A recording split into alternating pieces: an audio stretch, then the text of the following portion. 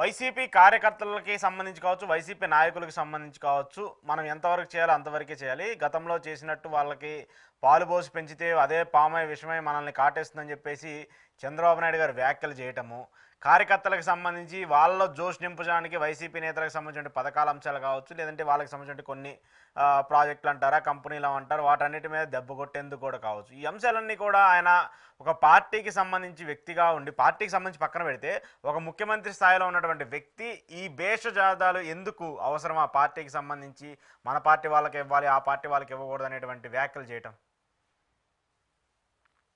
చంద్రబాబు నాయుడు గారు చేసిన ఆ ప్రకటన రెండు రకాలుగా తెలుగుదేశం పార్టీకి నష్టం. ఉమ్, ఒకటి పొలిటికల్ గా నష్టం, క్యాడర్ బేస్డ్ కూడా నష్టం. చాలా మంది ఏమన్నా ముఖ్యంగా YSR Congress party social media వాళ్ళు చంద్రబాబు నాయుడు గారిని తెగబొగడేస్తున్నారు ఈ విషయంలో. ఉమ్, ఏమని పొగడుతున్నారు? జగన్మోహన్ రెడ్డి గారిని విమర్శిస్తున్నారు. ఉమ్, ఇట్లా ఉండాలి నాయకుడు అంటే, నువ్వు మాత్రం అందరూ కావాలనుకున్నావు, మన వాళ్ళని పట్టించుకోలేదు, మన పార్టీ కార్యకర్తలను పట్టించుకో, ఆయన చూడు ముఖ్యమంత్రిగా ఉన్న ప్రతిపక్ష నాయకుడు ఉన్న పార్టీ క్యాడర్ అంటారు. ఉమ్, ఇట్లా ఉండాలని జగన్మోహన్ రెడ్డి గారికి హితోబాద్ చేస్తున్నారు సోషల్ మీడియాలో వైసీపీ వాళ్ళు. చంద్రబాబు నాయుడు విమర్శించేది ఈయనకి ఎక్కువ ప్రయారిటీ ఇస్తున్నారు ఉమ్, అని దీన్ని చూసి చంద్రబాబు గారు మన కార్యకర్తలు సంతోషంగా ఉంటారని అనుకుంటున్నారు. ఉమ్, అది జరగదు. ఉమ్, ఎందుకంటున్నానంటే, తెలుగుదేశం పార్టీ కార్యకర్తలుగా ఉండేవాళ్ళు రెండు రకాలు ఉంటారు. చాలా తక్కువ పర్సెంట్ అసహజమైన ధోరణిలో ఉంటారు. ఉమ్, 90% చాలా పద్ధతిగా ఉంటారు. పద్ధతిగా మీన్స్ రాజకీయాల్లో ఉన్నవాళ్ళు కదా, ఈ రోజు నేను ఉండదు, రేపు నువ్వు ఉంటావు. ఉమ్, సమాజంలో ఒక భాగంగా ఉండే వాళ్ళే తెలుగుదేశం కార్యకర్తలు ఉంటారు. వాళ్ళు ఇట్లా వాటిని హర్షించరు. ఎవరో 5% 10% ఇచ్చలవిడిగా ఉండే వాళ్ళే ఇట్లా వాటిని కోరుకుంటారు. మాకే కావాలి, ఇతరులకి ఇవ్వడదు. ఉమ్, జనరల్ తెలుగుదేశం పార్టీ కార్యకర్తలు ప్రజల్లో ఉండేవాళ్ళు ఎవరు అది కోరుకోరు. ఎందుకు కోరుకోరంటే, రేపు వాళ్ళు ఓట్లు కావాలి కదా. ఒక సర్పంచ్ గెలవాలి, ఒక వార్డు మెంబర్ గెలవాలంటే ప్రజల్లోకి వెళ్ళాలి. ఉమ్, ప్రజల్లోకి వెళ్ళినప్పుడు ఇది ప్రజల్లో పురుషోత్తం అశోక్ అనే ఆయనకి పార్టీలు ఉంటాయి. ఉమ్, ఊర్లో ఇద్దరు ముగ్గురికే పార్టీలు ఉంటాయి. మీకు అందరూ సాధారణ ప్రజలు. ఒక పార్టీకి అనుకూలంగా ఓటేసేవాడు, వ్యతిరేకంగా ఓటేసి ఉంటాడు తప్ప ఇప్పుడు వీళ్ళు ఈ పార్టీ, వీళ్ళు ఈ పార్టీని గిరగేసేస్తే ఎవడు గెలవడు. ఇంకా అవును, గెలిచినోడు గెలుస్తూ ఉంటాడు. ఉమ్, ఉల్టా మెజార్టీలు ఎందుకు వస్తున్నాయంటే, ప్రజలు ఎవరు గుండు గుర్తుగా ఒకే సమ్ పీపుల్ ఉంటారు కాబట్టి సమ్ పీపుల్ అనే ఊరు గుర్తిస్తారు. ఉమ్, ఇట్లా సాధ్యం కాదు. అందువల్ల తెలుగుదేశం పార్టీ కార్యకర్తలు కూడా ఇది హర్షిస్తారని అనుకోను నేను. ఓకే, రెండో విషయం, సమాజంలో చెడ్డ పేరు వస్తుంది కదా. ఉమ్, ఎందుకంటే ఇప్పుడు ముఖ్యమంత్రి అయిన తర్వాత ఆ పార్టీలు ఏమి ఉండవు కాబట్టి ఖచ్చితంగా ముఖ్యమంత్రి స్థాయిలో అందరికీ సమానంగా చూసుకోవాలి. చంద్రబాబు గారి ద్వారా ఆ ప్రకటన రావడం అనేది దురదృష్టం. ఉమ్, ఒకటి, వైసీపీని ప్రోత్సహించమని ఊరు చెప్పరు. ఆ ప్రమోషన్లు ఇమ్మని, వాళ్ళు సొంత పనులు చేయమని ఊరు చెప్పరు.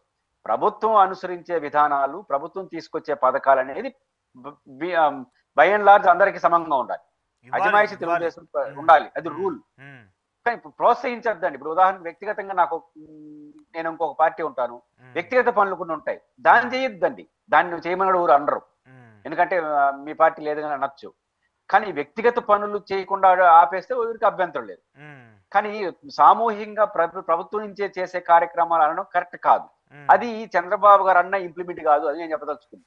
ఓకే, చంద్రబాబు గారు అనేసిన ఇక్కడ ఎంఆర్ఓలు, ఆర్డీఓలు, కలెక్టర్లు వీళ్ళందరూ ఎవరికి వాళ్ళు ఇండిపెండెంట్ ఉండే ఆడగా 10% పార్టీ లాయల్టీ, 90% వాళ్ళ పనులు వాళ్ళు చేసుకుంటూ ఉంటారు. అవును, కానీ వాళ్ళు దీన్ని ఇంప్లిమెంట్ చేయరు. మీరు చెప్పినా చేయరు, రూల్సే పాటిస్తారు. ఉమ్, ఎందుకంటే తెలుగుదేశం కార్యకర్తలు కూడా ఎవరిని అందరినీ కొట్టేసి మనమే బతకాలని ఏ తెలుగుదేశం కార్యకర్త అనుకోడు. ఉమ్, ఏదో 5 or 10% వాళ్ళు ప్రజల్లో ఉండరు, సోషల్ మీడియాలో ఉంటారు. వాళ్ళకి ఆనందం ఈ ప్రకటన చేసినప్పుడు. సోషల్ మీడియాలో ఉండే వాళ్ళ గురించి చంద్రబాబు గారు నేను చెప్పదలుచుకుంది, సోషల్ మీడియాలో పనిచేసే వాళ్ళ కోసం కాదు, సొసైటీలో పనిచేసే తెలుగుదేశం కార్యకర్తలు దృష్టిలో పెట్టుకొని ఉమ్, చంద్రబాబు గారు ఆలోచిస్తే ఇట్లా రావు.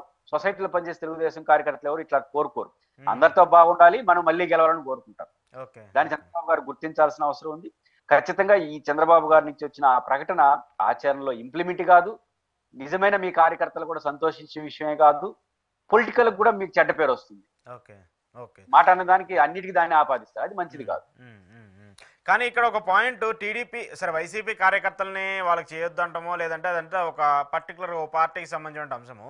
కానీ నిన్న రాధాకృష్ణ గారు కొన్ని కీలక వ్యాఖ్యలు చేస్తూ వచ్చారు. కార్యకర్తలకు సంబంధించి వాళ్ళనే డిక్టేట్ చేసి మీరు జాగ్రత్తగా ఉండాలి, మీరు పార్టీకి లాయల్గా ఉండాలి, అలాంటిది మీరే సోషల్ మీడియాలో పార్టీకి సంబంధించి చంద్రబాబు నాయుడు అది చేయట్లేదు ఇది చేయట్లేదు అని చెప్పేసి మీరు ఆయన్ని రెచ్చగొట్టే విధంగా ఆయన చేయట్లేదని చెప్పేసి మీరు అసంతృప్తిగా ఉండి అలాంటి సోషల్ మీడియాలో కామెంట్ చేయడం కావచ్చు. ఇటీవల జీవీ రెడ్డి అంశానికి సంబంధించి సోషల్ మీడియా ఎంతగా హోరెత్తిందో కూడా మనం చూస్తూ వచ్చాము. సొంత పార్టీ నేతలే, సొంత పార్టీ కార్యకర్తలే చంద్రబాబు నాయుడు మీద, లోకేష్ మీద ఆగ్రహం వ్యక్తం చేసినటువంటి తీరు, దాని ద్వారా పార్టీకి నష్టం జరిగిందని కూడా చెప్తున్నారు.